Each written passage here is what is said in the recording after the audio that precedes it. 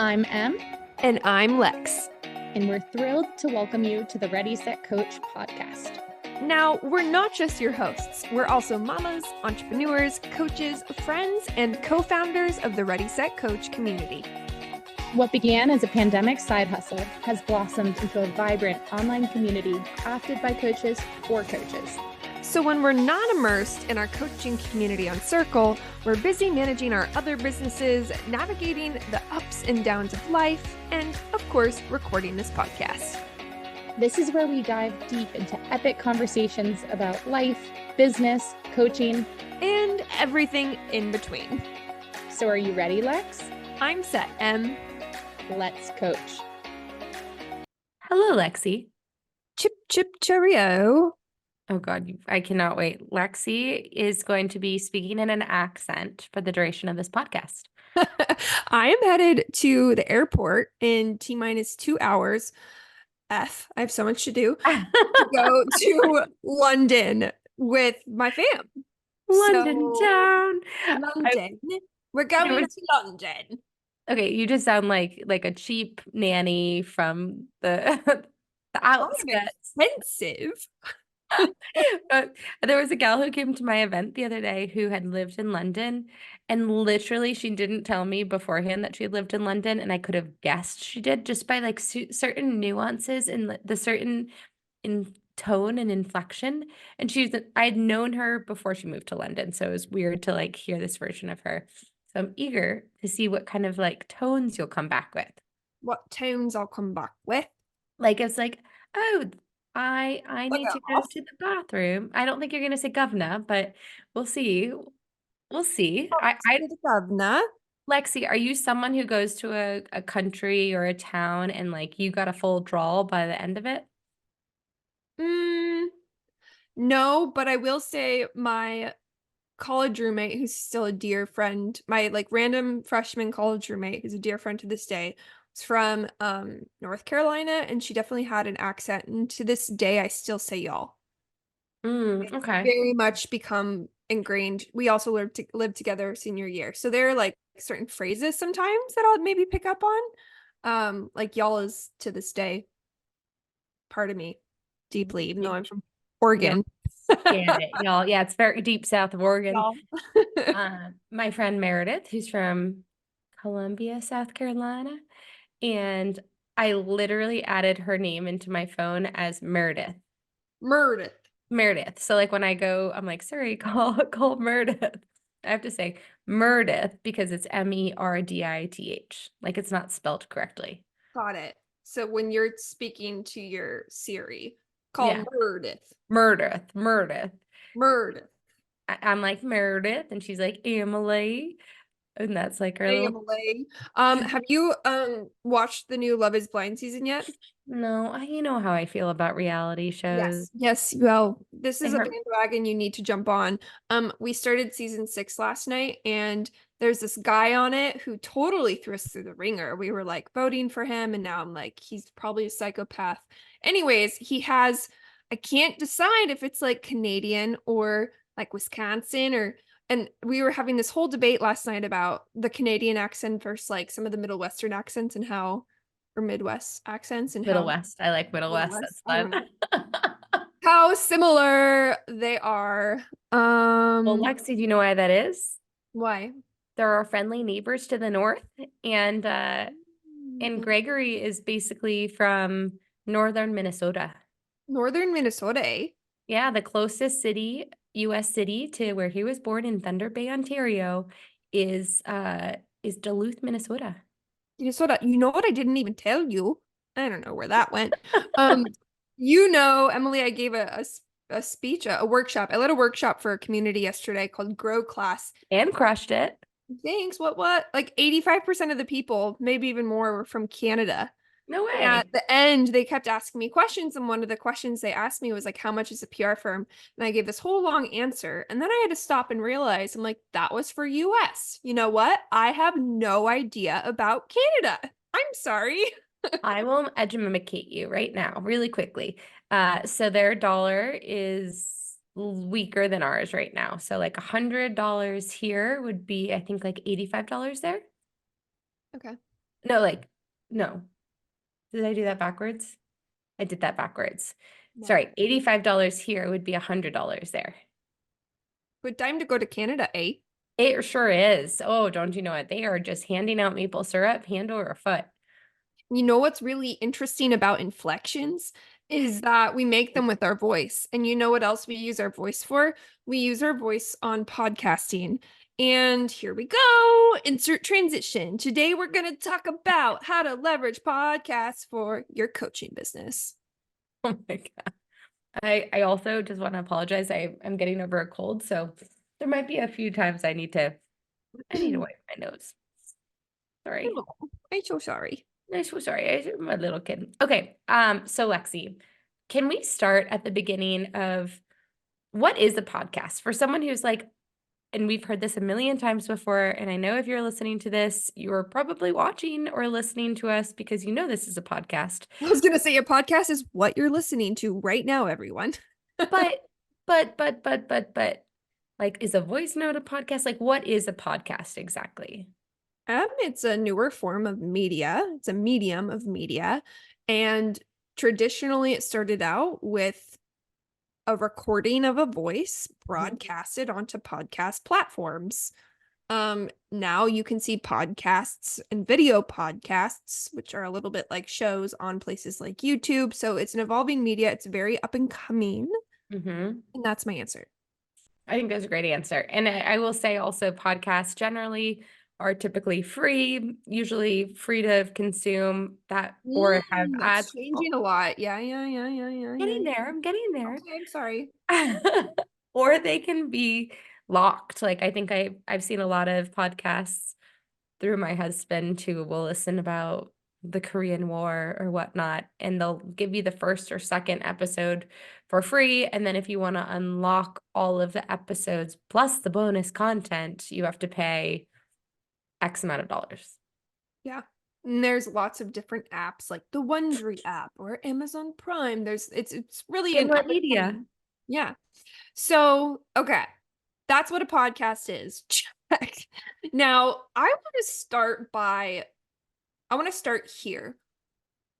You're a coach and everyone and their mom has a podcast. Should you launch a podcast too? Oh, Lexi, if everyone was jumping off of a bridge, would you jump off of a bridge too? How high is it? You'll be safe. Probably. Sounds Okay. fun. Yeah, she's jumping, guys.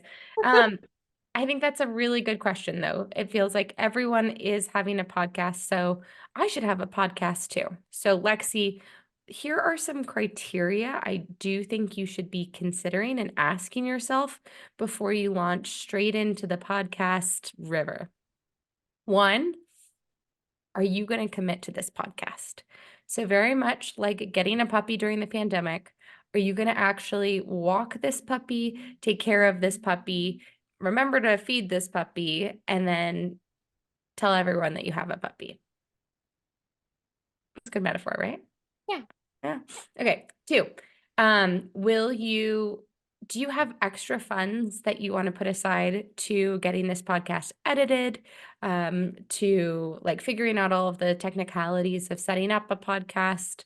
If you don't have these funds, do you have the time and the commitment to edit a podcast and like figure out and understand the tools? So that means if you have a 30-minute podcast, listening through the 30-minute podcast, cleaning up any language, any pauses, any sneezes, any sniffs, things like that. Or do you want to just doing it live, put it live, bada bing, bada boom?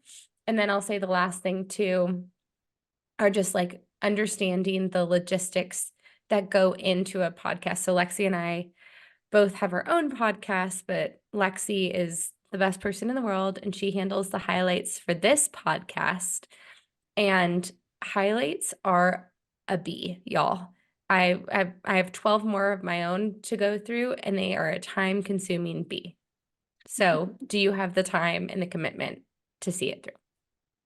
And I'll say too, in addition to all the logistics, which are really, really great considerations, honestly, it can become, you can think of it almost like its own little mini business, is really getting clear on your why. why would you want to launch a podcast? What are you doing it for? And I want to talk about this because there's a lot of people think, I'm going to launch a podcast as a coach for lead generation. Okay. That tends to be one of the most common reasons I see people doing it. When in reality, that's not the only thing that a podcast does. And sometimes a podcast does not do that. So I want to step back. And first we need to ask, why are we doing this? And I want to paint a different example because my other podcast, Pitchin' and Sippin', was not launched for lead generation. It was launched for two purposes. One, for credibility, to help me establish a point of view and a place of thought leadership within my industry. And two, to be a door opener to let me meet incredible guests. Okay. Those two things were ultimately going to help me in the long term with lead generation, but I didn't launch that podcast to get me clients. Has it become a helpful tool? Have people found out about me? Sure, but that wasn't my why. Ready, Set, Coach podcast, on the other hand, a bit different. We did launch this originally really to teach and inform and get establish know, like, and trust with potential new clients. And that is what this podcast has done for us. So I think, kind of to reiterate that, getting really clear and understanding your why and seeing if that podcast makes sense, because the other layer to that, and then I'll let you speak, Emily, because I'm like on one right now, No, it's good. is the I'm leaning type in. of podcast, right? My other podcast is 90% guests. So I'm interviewing other people. That type of podcast isn't generally what one would suggest for lead gen because I'm not the expert. Ready, Set, Coach is me and Em, right? Mhm. We're sitting in the driver's seat here as the hosts, thus making it more intuitive for lead gen. Okay. That was great. No, What else I do I we think got? that's a really wonderful idea because we've had several clients come to us and say, "I want to start a podcast." And when we have challenged them, we're like, "Well, why?" And they're like, "Oh, my friend Lucy wants to do it. So I thought it'd be fun to do it with her." Okay, well, that's fun. You can always do it with another person, but you make a really excellent point, Lexi. It's like, what are the motives behind doing it? And there is something fun to have a podcast. Sure, you can have a podcast talking about murder mysteries. Those people are just passionate about them and probably didn't realize the success they would garner just from talking about a particular industry. So again, understanding like what you want to be connecting with and what you want to be talking to and who you want your audience to be that is listening to you. Yeah, I'm kind of back to the point you were saying about pushing back on our clients as to why. If someone is coming or bringing up the idea of launching a podcast for lead gen, one thing Em and I want to highlight is that, and you kind of already did when you talked about how much goes into launching. Sometimes having your own podcast is not the fastest way nor the smartest way to No. get clients. The other option is to be a guest on podcasts and Ding, get ding, in ding. front of someone else's audience. They've already done all the hard work. Now you're just showing up to deliver your beautiful mind, right? That is a lot less of a time commitment and a lot shorter of a journey Mhm. than embarking on your own show. 1,000% agree. And it's a great way too to start building up your credibility. And if every time you leave a podcast, you're like, wow, I want to be in the host seat, maybe after X number of times, like you can give yourself that permission. But again, it takes a lot of consistency and it takes a lot of commitment to follow through. Fun fact, Lex, I don't know if I shared this with you, but my friend Jenna and I, there was a platform I think if the year was like 2016, where you could like just record and it would post live, and you can still search it. But I think we recorded like 2 episodes. They were completely off the cuff. They were nonsensical. It was us just talking back and forth, and we just thought it was fun, but we didn't do anything with it. It was more of our own egos wanting to be known for being funny. Which you and I joke about all the time. I know. Our comedy show podcast, guys, it's on the dark web, but you can find it. Okay, quick squirrel. I was just on a client call before this with a mutual connection of Emily and I's, and this mutual connection is also a millennial. And on the call with us was very like quintessential Gen Z. And the client and I were kind of, her name's Christine, we were going back and forth in a funny way. We were cracking each other up. Christine pauses and goes to the gal. She's like, "Are we being so millennial right now?" And then the gal's like, "Yeah, you really are. I was just thinking that." I'm like, "What does that mean?" I guess us millennials have a very different humor. Really? Yeah, like it was a whole thing. And I had so many questions, but I had to rein it in because they were paying me for my time. So I was like, Wow. Okay. so Well, like, are we just lame? Like, how are we different? I have so many oh, we're questions. so lame. We're so lame to Gen Z. That's a whole different conversation. Yeah, I'm the old lady now. So Yeah, cool. but So cool. But okay, so back to podcasting. So let's talk about the different ways to monetize a podcast and what monetization and podcasting means. So Lex, before you go there, so I think what to preface that, right? Like this could be a why, right? This could be a yes, why. okay, yes, yes, yeah, it could be. And I do think that there are people who go into podcasting with this why in mind, and then there's some people who are like, whoa, I could monetize this too. So I think there can be a and or situation. So Lex, can you share with me an example of monetizing a podcast? Hey everyone, Lex here. And Em. And if you haven't heard, we did something pretty darn cool. We sure did. We launched a completely free community built specifically for coaches. Say it again for the people in the back. We launched a free community for coaches. Tell them quickly who it's for and what we're doing inside, Lex. Sure thing. So it's for anyone from the coaching curious to side hustlers to coaches ready to scale.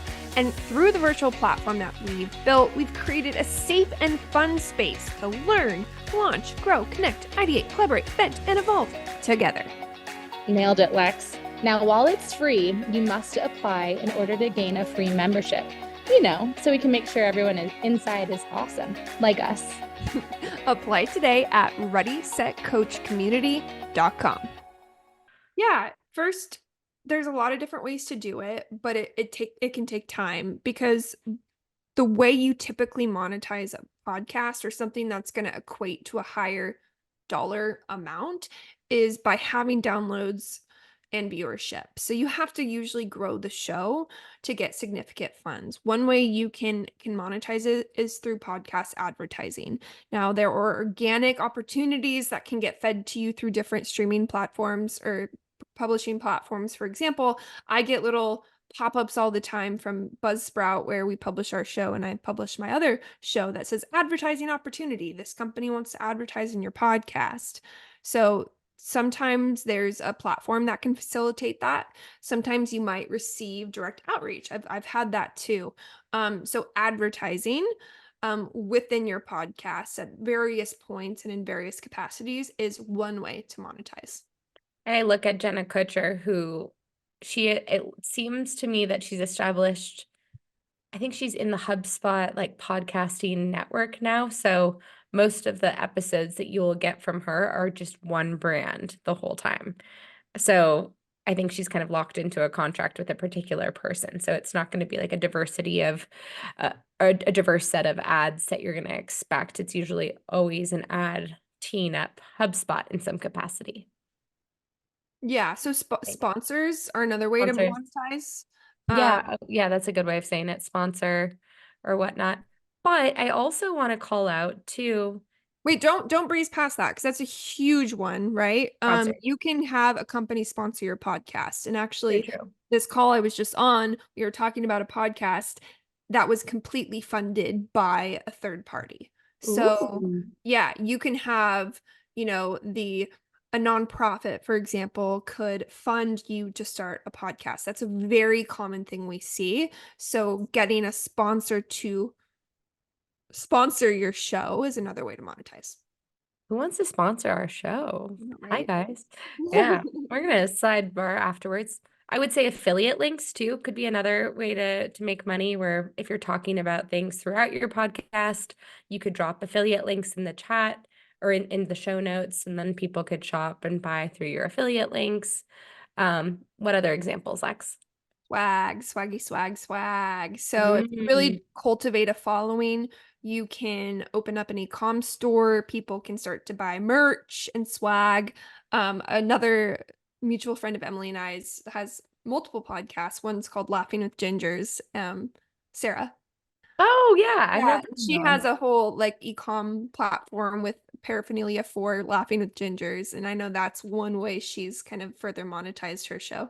Oh, I love that. Also, like shout out to Sarah because it's thanks to Sarah that I know you. So just Yeah, gonna it is actually yeah. because she invited you to the conference. Yeah, yeah, yeah. Yeah, full circle. Oh, I like that. Okay, swag. Anything else directly related to the podcast? Yeah, there is. I don't love this, but some podcasts charge you to be on it.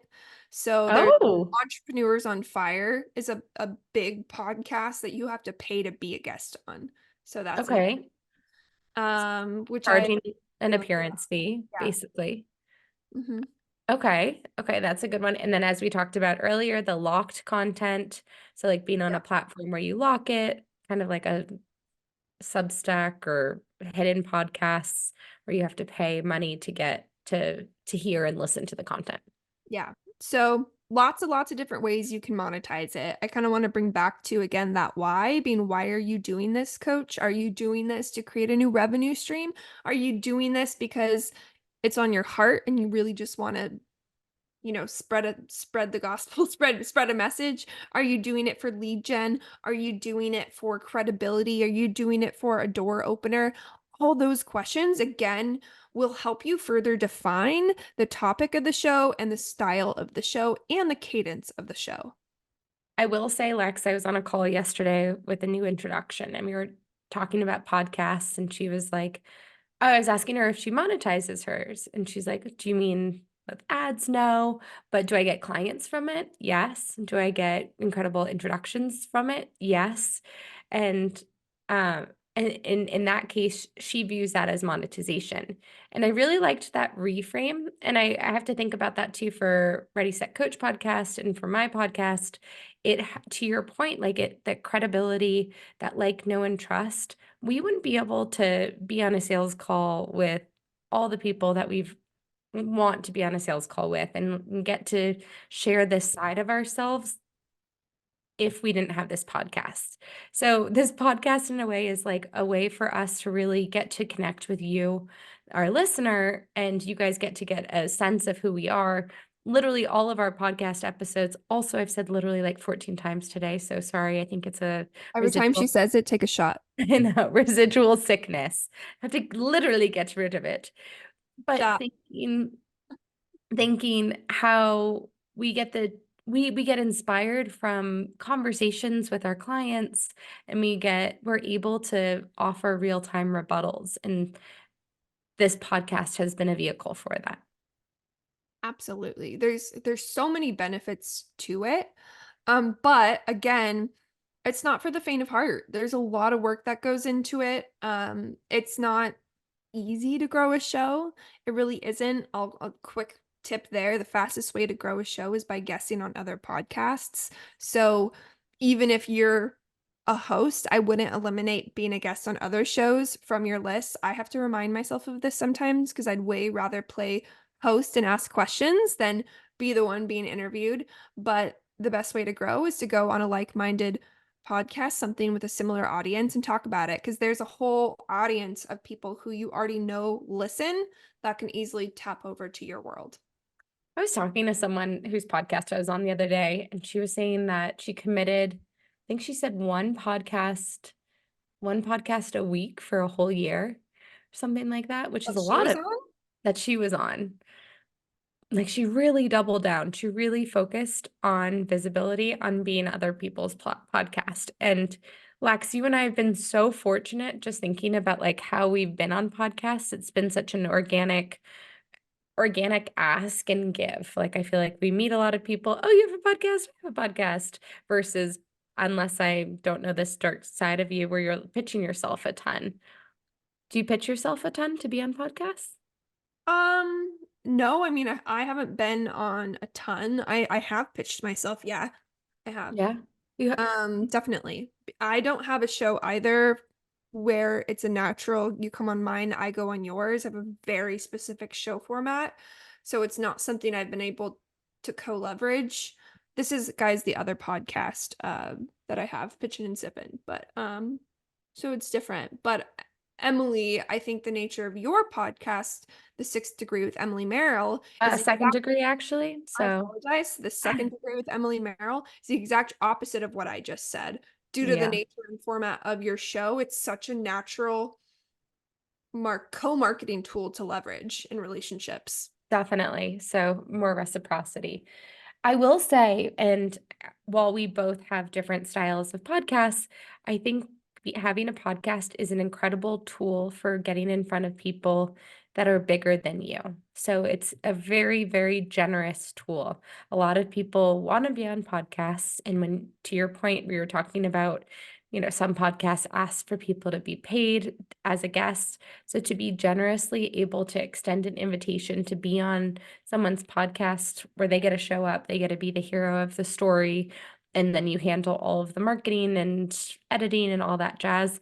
It's usually a really easy thing for people to say yes to, especially if that door is that you're trying to open is with someone who has a bigger following or has a bigger audience, but also has a like-minded audience that you want to get in front of. If you pitch it right. The caveat Yeah. also depends, you know, just again, color into I'm getting a lot of members of the media on my show, and there's a lot of back and forth involved in getting publicists involved and sometimes legal involved, and they wanting to see listener demographics and all these things. I think you are blessed to, Emily, to just be a well-networked human. So I do think people, come to you. I don't want, if you're someone who is out there not immediately getting a yes from a big guess, I want to share the other side of it too, just because my team and I definitely, it's a hustle. And it's a good dance. It's a good dance. So No, it's a good point, but I do wait, like I just want to say one last thing. And I know there's maybe they're not listening, but I say this all the time to students. I always say, students, if you are a student or if you're in a program or something, start your podcast now because more likely people are going to say yes to students. And here's my hypothesis. Maybe you're going to completely kibosh this, Lex, but everyone wants to like pay it forward and help a student and, give them that opportunity. But the moment you're out of college, AKA unemployed, you're less likely to get that podcast interview. I mean, yeah, I'd go back to why are they doing it? Mm-hmm. I like, don't you, I'm just shaking my head, like wishing young Emily had a podcast senior year of college, interviewed every single person I'd want to get in front of. Yeah, I think I would have wished to start an email list back then. Yeah. That'd probably be more so. Guys, and the podcast needs to align with who you are, what you do. Like again, I'm just such a big component of not just doing it just to do it, unless it is fun. It's so much work. Basically, I will say she like came up with this podcast and we launched it the next day. I'm just going to point that one out. and it was a lot of effing work. I do a lot of work on this show, as Emily graciously acknowledged. Like I spend a lot of time on this show, even in addition to us having a producer, Kaylee, shout out, who also spends a lot of time on this show. So there's a lot of stuff that happens behind the scene, and it's a commitment to show up week after week. I think Emily and I have a lot of fun with it, which is again why we keep doing it. And Ooh, yeah, Lex, we should also share best practices if they do decide to launch a podcast. okay. So in terms of best practices, like you don't just put the podcast live and that's it. You have to have show notes. You also really, really should have a transcription of your show notes too, because there's different ways for people to retain Consume? podcasts, to consume, to consume podcasts. So, well, you might be listening to this podcast, other people might be reading the transcription. So take the time to use a tool like an Auditor AI, go through, assign who says what, who did what. Otter is great, but it also is riddled with errors. So giving yourself that time so that person who's consuming in it, reading or will actually understand what the heck is happening. And I'll lovingly call us out. We need to do better at that. Honestly, Our at our transcription? yeah. Yeah. But we're only human. Or as Any you said in text the other day, or are we dancers? are we to answer? Are there any other learnings that you have from the podcast in terms of like best practices? I'll say like looking forward, YouTube continues to be a huge driver. The industry looks at YouTube big time for podcasts. Emily and I are still trying to crack that code ourselves, so I don't have super big advice there. Just cross promotion, right? Where are you going to talk about it? Are you going to talk about it on Instagram via Reels or TikTok? There is such thing as podcast SEO, so understanding how to keyword pack your titles and your show notes. Their reviews matter. So really focusing on getting people to review your show can help in podcast rankings. There's a lot of little things that go into this thing called a podcast. Mindful of. And it's fun and there is processes and SOPs. Emily and I have an SOP. Like it's not quote unquote brain science, but there's a lot of little steps involved if you want to do it well. So Mike, yeah, microphones. Hello. I will say that if you guys are feeling wildly generous today in life, you should pay it forward and review someone's podcast, because as much, and I'm so guilty of this, even with like Amazon, I'll be like, how was your Amazon like random thing delivered today? Like glue sticks. I just had glue sticks delivered. And they're like, would you like to write a review for the glue sticks delivered? I'm like, they're glue. Like, I don't know. What am I supposed to write? They were stickier than most. Well done, Elmer. Like, I don't, it feels a little caught off guard, but I do like the idea of thinking back, like all of these little interactions we have in our lives that we take for granted, how valuable a review can often be and for podcasts, for if you podcasts. review podcasts, well, start with Ready Set Coach. It really does matter. Um, so yeah, I think basically again these podcast episodes are so hodgepodge to me compared to my other one where I have very like specific scripted cadence. But hopefully you followed us and like can Do they pull ever out follow nuggets. us? Like I think we go here and there and it's all good advice, but it's never like the PR in me. It's like it's not necessarily storyboarded out in the right order. I think for me, and then I'll ask you, Emily, what's important for me, the one thing I want you to hear today is that you need to understand why you're doing it, because not everyone, if your goal is lead gen as a coach, then your answer might be guesting over hosting. That's kind of my soapbox of the day. What's your soapbox of the day? My soapbox is you can do a podcast, and I think this is something that I see a lot of people get taken advantage of, and that they hire these done for you services, which is great, but also really pricey. So I think there's a aspect, my biggest takeaway is more on like the logistical side of things. Like you can have, what is it, done with you? Like you could do half of it yourself and half of it exported. You can get But scrappy, right? Like you get can't. scrappy. Like you can get scrappy and you can do a podcast if you want to do a podcast. But going back to Lex, yeah, understand your why and understand your time management. If you are literally feeling slammed already and the idea of adding extra hours to your week editing a podcast sounds like your version of fun, then do it. If it sounds like your version of hell, maybe we go back to the drawing board and you do Instagram live series instead. And I think your homework is just to think about what we said. Review Thank our you. podcast. I love it. Well, with that, we will see you the next time on the Ready, Set, Coach Chip, chip, cheerio podcast. podcast. Love it, darling. Love it, governor.